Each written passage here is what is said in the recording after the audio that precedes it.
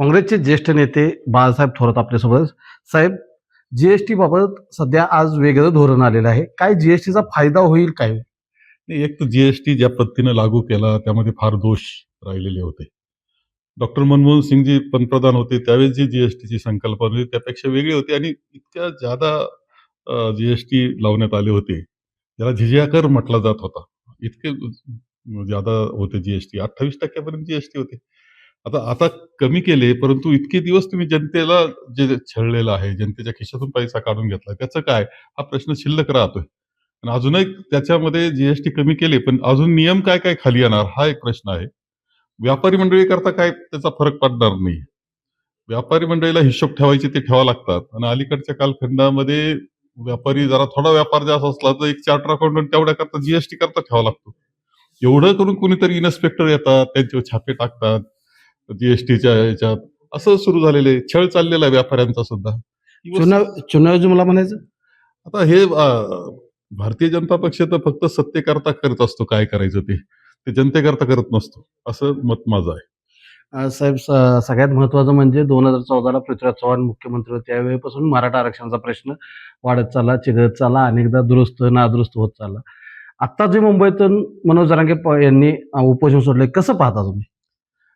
खरं म्हणजे जुना प्रश्न आहे आणि माननीय पृथ्वीराज चव्हाण साहेब ज्यावेळेस मुख्यमंत्री होते त्यावेळेस आम्ही ते सोडवण्याचा चांगला एक प्रयत्न केला होता.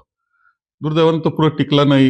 हे जरी खरं असलं तरी मार्ग दुसरा नाही या मताचे आम्ही आहोत आणि मी आहे कमीत कमी. याकरता स्वतंत्र आरक्षणाचे तुम्हाला पर्सेंटेज वाढवावं लागेल या मताचा मी आहे. आता माननीय जरांगे पाटलांनी जे उपोषण केलं आणि ते मागे घेतलं यामध्ये त्यांची खूप मोठी परिपक्वता दिसते. त्यांना मुंबईच्या मध्ये कोणत्या परिस्थितीत आंदोलन चिघळलं नाही पाहिजे याची काळजी घ्यायची होती. सगळ्या समाजाची, महाराष्ट्राची काळजी त्यांनी त्यामध्ये घेतलेली दिसते मराठा समाजाबरोबर. आता जे गॅजेटच्या आधारावर आरक्षण म्हटलंय त्या जी आर मध्ये तर नवीन काही मला दिसलेलं नाही. म्हणजे द्यायचं कसं याचे जे जुने नियम होते ते पुन्हा एकदा सांगितलेले दिसत आहेत. याच्यामध्ये काळजीच्या गोष्टी मला आजही वाटतायत. द्यायचंच ठरलं तर आपल्या ओबीसी समाजातल्या आरक्षणाला धक्का न लावता नवीन पर्सेंटमध्ये देणं हेच गरजेचं आहे. हेच मत माझं आजही आहे. तुम्ही आता म्हटलात त्या पद्धतीनं कुठेतरी सरकारला मुंबईतली परिस्थिती जर मनोज जरांगे पाटलांनी उपोषण मागितलं तर चिघळायची होती का?